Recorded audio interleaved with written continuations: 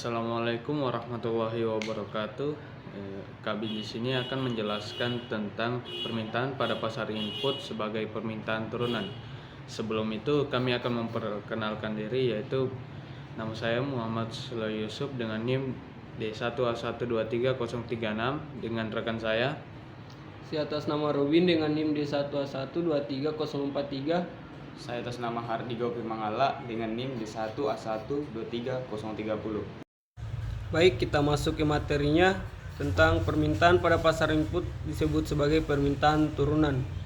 Karena permintaan terhadap faktor produksi atau input seperti tenaga kerja, modal atau bahan baku tergantung pada permintaan terhadap barang atau jasa yang dihasilkan. Konsep ini berasal dari teori ekonomi mikro yang menyatakan bahwa permintaan terhadap input hanya ada jika ada permintaan untuk output yang dihasilkan oleh input tersebut. Permintaan turunan adalah permintaan yang bergantung pada permintaan terhadap barang atau jasa akhir. Dalam ini, faktor produksi seperti tenaga kerja, bahan baku atau modal hanya diminta karena mereka digunakan untuk menghasilkan barang atau jasa yang diminta oleh konsumen. Baik, kita lanjut ke materi selanjutnya, yaitu definisi supply for labor atau penawaran tenaga kerja. Penawaran tenaga kerja adalah jumlah tenaga kerja yang tersedia dan bersedia untuk bekerja pada berbagai tingkat upah dalam periode waktu tertentu.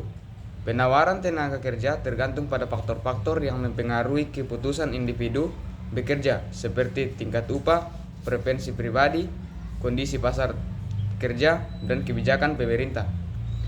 Faktor-faktor yang mempengaruhi penawaran tenaga kerja, yang pertama itu upah, yang kedua kondisi ekonomi, yang ketiga demografi penduduk, yang keempat ketersediaan dan akses terhadap pendidikan dan pelatihan, yang kelima preferensi pribadi, dan yang keenam adalah mobilitas tenaga kerja.